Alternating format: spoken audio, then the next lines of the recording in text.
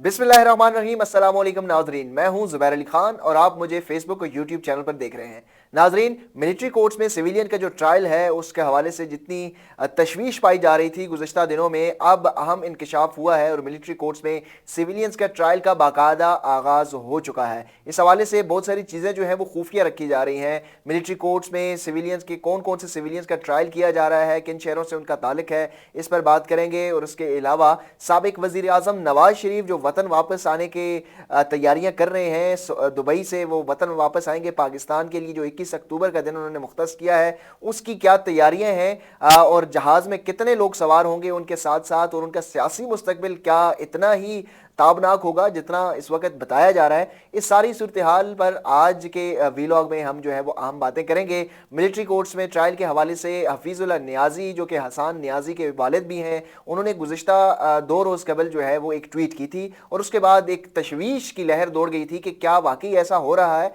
उन्होंने अपने ट्वीट के ज़रिए ये लिखा था कि वफाकी हुकूमत ने अटॉर्नी जनरल के ज़रिए सुप्रीम कोर्ट ऑफ पाकिस्तान में ये यकीन दहानी करवाई थी कि जब तक मिलिट्री कोर्ट्स का जो ट्रायल है उसके खिलाफ मुकदमे का फैसला नहीं हो जाता तो सिविलियंस जो इस वक्त फौजी अदालतों में मुकदमात का सामना कर रहे हैं, उनके ट्रायल का आगाज़ नहीं होगा जब तक सुप्रीम कोर्ट ऑफ पाकिस्तान मुकदमे का हतमी फैसला नहीं करती। लेकिन इस यकीन दहानियों को रद्दी की टोकरी में फेंक दिया गया है। उन्होंने अपनी ट्वीट के ज़रिए ये कहा है कि धड़ाधड़ मिलिट्री कोर्ट्स में सिविलियंस का ट्रायल हो रहा है। इसकी क्या तफसीलात हैं, इस पर बात करेंगे। नवाज शरीफ की जो वापसी है उससे मुतालिक अगर आपको अपडेट देते चलें तो नवाज शरीफ 21 अक्टूबर को चार्टर्ड प्लान के ज़रिए दुबई से पाकिस्तान पहुंच रहे हैं, लाहौर, और इस दौरान 300 अफराद जो हैं वो उनके जहाज़ में शामिल होंगे, जिसमें मुतादद जो सहाफ़ी हैं वो भी उनके हमरा पाकिस्तान आएंगे, मुख्तलिफ इंटरव्यूज़ किए जाएंगे और बाकायदा तौर पर मैराथन ट्रांसमिशंस जो हैं वो टीवी चैनल्स और जो मुख्तलिफ डिजिटल मीडिया है उनके ऊपर भी की जाएंगी। इसके साथ साथ जो उनके सियासी मुस्तकबिल जितना रोशन बताया जा रहा है, लेकिन मेरी जो एनालिसिस है वो यही है कि साबिक वज़ीर आज़म नवाज शरीफ अगर पाकिस्तान आएंगे तो एक तरह से उनके लिए ट्रैप है और उनको ज़मानत मिलना जो है वो काफ़ी मुश्किल है। उनको जेल जाना पड़ेगा। जेल में इमरान खान भी हैं, जेल में नवाज शरीफ भी हैं, तो ये मामला जो है वो इतना सादा नहीं है कि नवाज शरीफ वापस आएंगे और इक़्तिदार के ऐवानों तक उनके लिए जो है वो फूल की पत्तियां हैं और आराम से वज़ीर आज़म हाउस तक पहुंच जाएंगे। ऐसा नहीं होगा, कुछ उनके लिए मुश्किलात ज़रूर होंगी। अक्टूबर का जो महीना है वो काफ़ी भारी साबित होने वाला है, आखिरी हफ्ता मुस्लिम लीग नून के लिए। और मेरा ये एनालिसिस है कि जहाँ पर इमरान खान के ऊपर सख्तियाँ हैं, इमरान खान के साथ डील नहीं हो रही और जिस तरीके से पाकिस्तान तहरीक इंसाफ को खुलकर सियासत नहीं करने की इजाज़त दी जा रही, इसी तरह नवाज शरीफ को भी खुला मैदान जो है वो मिलने का कोई इम्कान नहीं है। और जिस तरह क्रैकडाउन आप देख रहे हैं कि पूरे मुल्क में इस वक्त जारी है, चाहे वो चीनी चोरों के खिलाफ क्रैकडाउन हो, चाहे वो बिजली चोरों के खिलाफ क्रैकडाउन हो, लेकिन ये छोटे चोरों के खिलाफ क्रैकडाउन हो रहा है। जो बड़े चोर हैं वो तो इस क्रैकडाउन जो करने वाले हैं उनके साथ शामिल हैं और वो इस क्रैकडाउन की जद में नहीं आ रहे, लेकिन जो छोटे चोर हैं, किसी ने बिजली की चोरी की हुई है तो उसको पकड़ा जा रहा है, कोई यूटिलिटी स्टोर से किसी ने चीनी बेची हुई है तो उसको पकड़ा जा रहा है। लेकिन जो बड़े चीनी चोर हैं वो इस वक्त इक़्तिदार के मज़े लूट रहे हैं और जो लोग इक़्तिदार में हैं उनके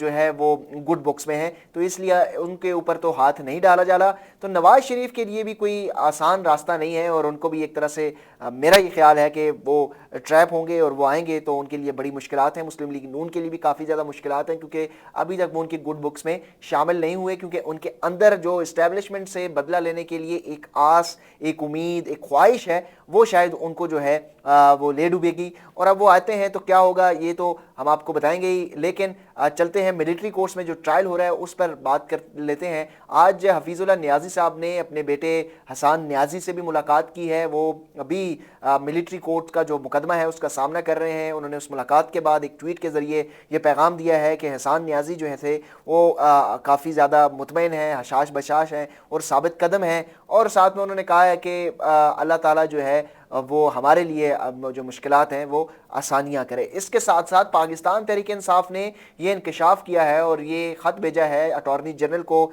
झंझोड़ा है, जगाया है कि अटॉर्नी जनरल साहब आप सुप्रीम कोर्ट ऑफ पाकिस्तान में वफाक की तरफ से ये यकीन दहानी करवा चुके हैं कि जब तक मिलिट्री कोर्ट के ख़िलाफ़ जो दरख्वास्त पर जो फैसला है सुप्रीम कोर्ट ऑफ पाकिस्तान नहीं कर लेती, तब तक मिलिट्री कोर्ट में जो सिविलियंस हैं उनके ऊपर जो ट्रायल का आगाज़ है वो नहीं होगा। और साबिक चीफ जस्टिस उमर अता बंदियाल बंदियाल की अदालत में, ओपन कोर्ट में अटॉर्नी जनरल ऑफ पाकिस्तान ने यह कहा था कि 102 अफराद जो हैं सिविलियंस, वो इस वक्त फौज की तहवील में हैं, जिनके ऊपर 9 मई के मुकदमात दर्ज हैं और जो मिलिट्री कोर्ट्स का सामना करेंगे। तो इसके खिलाफ already supreme court of Pakistan में दरखास्त पेंडिंग है, उसका फैसला अभी तक नहीं हो सका। चीफ जस्टिस काजी फाइज ईसा के ऊपर एक बहुत बड़ा इम्तिहान ये होगा कि वो कब मिलिट्री कोर्ट्स में जो सिविलियन का ट्रायल हो रहा है उसके खिलाफ जो दरखास्त पेंडिंग है उसको टेकअप करते हैं और उसका फैसला जल्द अज जल्द सुनाते हैं। लेकिन पाकिस्तान तहरीक इंसाफ के जो वकील हैं और जो तर्जुमान है शुएब शाहीन साहब, उन्होंने जो अटॉर्नी जनरल को खत लिखा है उसमें उन्होंने कहा है कि जो 3